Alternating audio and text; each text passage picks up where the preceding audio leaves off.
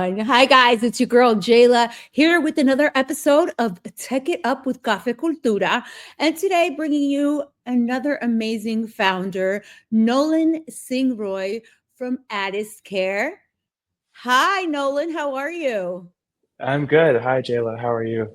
I'm great. Thank you so much for joining us today. And I want to kick it off. Just tell us a little bit about yourself and your background, Nolan. Yeah, of course. Well, I was born in the Midwest. Did some computer science at the University of Minnesota, and then I worked at a small company that was helping entrepreneurs kind of understanding like known knowns and known unknowns, and figuring out what's a vitamin versus a painkiller as an engineer. And that was a great experience. And then I built a company in the climate tech space, and have continued this kind of journey of helping companies grow, play the role as an interim CTO in the prop tech space. And yeah, then I kind of made my way around the coast, went from Minnesota to Chicago to LA, and then back to up to Seattle before starting Addis Care. That's amazing. And when starting Addis Care, what was the moment that clicked for you that it was like, I really want to build this, like I want to start this? Yeah, so you know, I it's so I when I was in school, I actually worked as a caregiver for for years, helping patients and residents kind of like do their daily activities and live life in a better light. Um, and so it definitely resonated with me on what is like the best patient outcome and how do you provide better care. But during COVID, my father passed away, I'm so and sorry.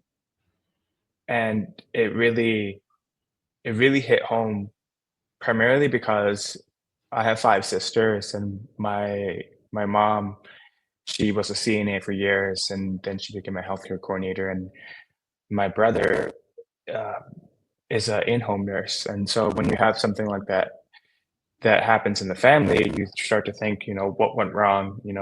We had a caregiver that was providing care, but the care lacked accountability, transparency, and a personalized care plan. And at first, I'm coming from my family's from Guyana. I was coming from kind of like a not normal like upbringing, being an immigrant. And it's okay. I start to think, is it just unique? Isn't it a unique experience to us? And then starting to share that story with others, I start to realize, okay, this is a growing problem, and everyone's experiencing this across the world. And then I started to dig deeper and dig deeper on Addis Care, and yeah, it really just it, it allowed me to build the conviction to create Addis Care and to build it to what it is today. That's that's a very complex, I guess, story to begin. You know what I mean? With it being so personal and everything. And I think in a sense that that's what's going to make Addis Care stand out, that it's a personal feeling too. It's not just, oh, I'm going to create this because it's going to make me tons of money, but rather I want something better for the world.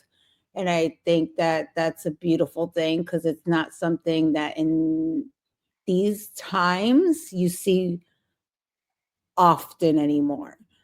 Um, so tell us a little bit more about Addis Care, how it functions, what stage you guys are at. Yeah, I just want to touch back on the previous statement you just said. It happened, I was on calls with these essentially older people, like worried son or worried daughter personas, and they're telling me, how they're driving out in the rain, at least in the Pacific Northwest, at 1 a.m. in the morning to a facility or in home just to check in on their mom because of Wow. what's happening. And it's sad that assisted living facilities are facing $566 million in violations and audits because of the lack of care that happens within that space. One in six experience some sort of neglect. and 20% receive medication errors. And so it just blew my mind in the sense that this is um, a market that's kind of sleeping. There's definitely incumbents, but they're not working on the right problems. And there's still a lot of customers out there that feel this pain point. And Yeah. but to That's answer your second, incredible. Those are incredible numbers though, because I know that there's so many, these facilities that get a bad rap, like simple because of just the ignoring certain things. So that that's interesting. Those are interesting numbers. So I know we're going to round it back to what stage Addis Care is in right now. yeah, of course. So let's see. I was able to do a lot of deep dive and customer interviews, and then I was able to raise angel money from the CTO of Palo Alto Networks in the Bay Area. So he came on and he's helping us with product and data security and kind of doing mentoring us on leadership skills.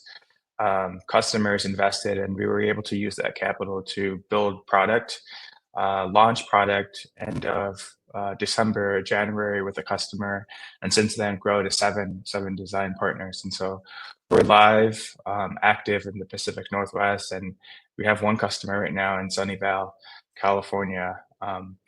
But we're Addis Care is empowering caregivers to personalize training through technology.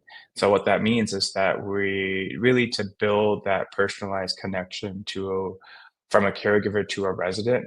Um, we own in on the assessments that happen either from the families, physicians, or social workers or case managers on that particular person and help guide that caregiver and increase their competency.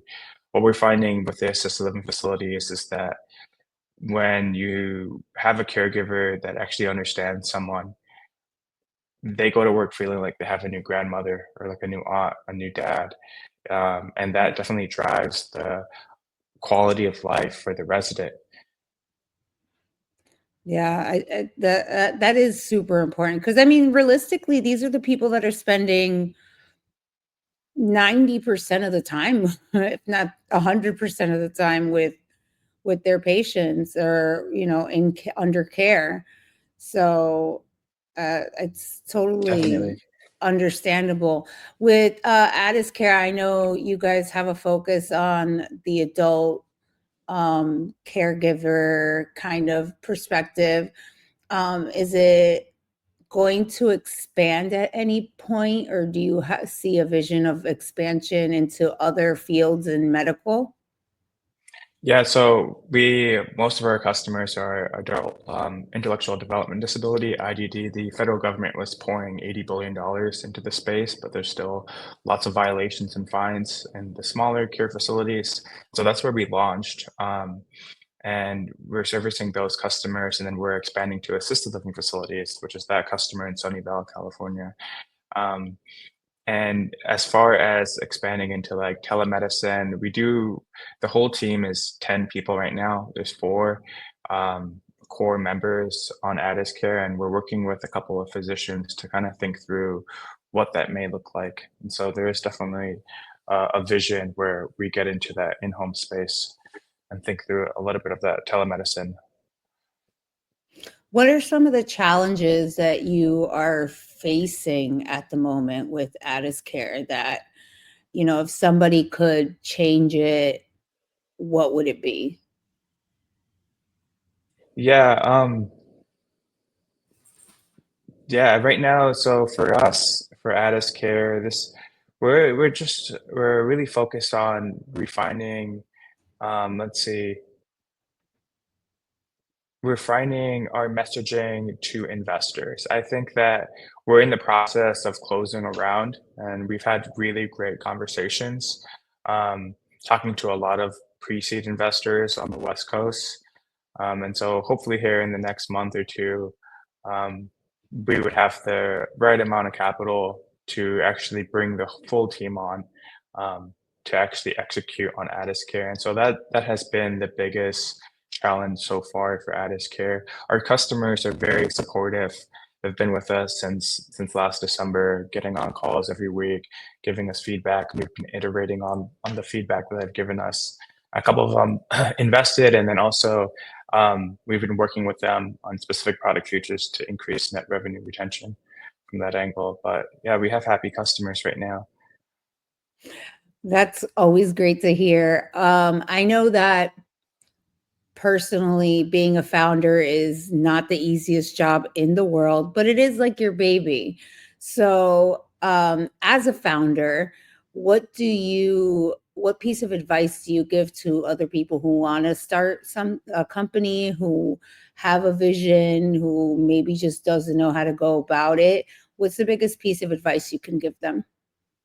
Yeah, so I was grateful enough to actually bring on the tech co-founder of Amazon, who built Alexa on AWS, and the CTO of Palo Alto Networks, who's helping us guide this project. But I do think that as a founder, you really have to be open to. There's a lot of blind spots that you may not see, kind of like the Jabari window concept in business, and so you need to be open and receptive to listening to the feedbacks and iterating on those feedbacks. And an organization on its own has its own struggles and blind spots beyond you as a founder. And so your ability to go out and to find these great people to learn from that you know that will build the best company. And so my biggest recommendation to a founder is not to essentially go advisor hunting. Definitely go out and do sales and build a conviction, but definitely surround yourself by the right opinions that will provide the best probability of success for your organization. That is some awesome advice. How can the audience, other VCs, anybody who has some type of intel or support that want to join Addis Care or wants to support Addis Care, how can they get in contact with you? What's the best way? Yeah, of course. Just go to either go to the website www.addiscare.ai or just send me an email. It's Nolan@addiscare.ai. Awesome. Nolan, thank you so much for being on with us today. We really appreciate all that you're doing because I think it's so important, that space is evolving and sometimes in a good way, sometimes in a bad way, but knowing that we have somebody like you, Nolan, that is going to help shape a better future for everyone just is amazing. And I appreciate your time. Oh, thank you, Jayla. I appreciate it. Thank you for the opportunity. No problem. Guys, that was another episode of Tech It Up with Cafe Cultura. It's your girl, Jayla. Until next time.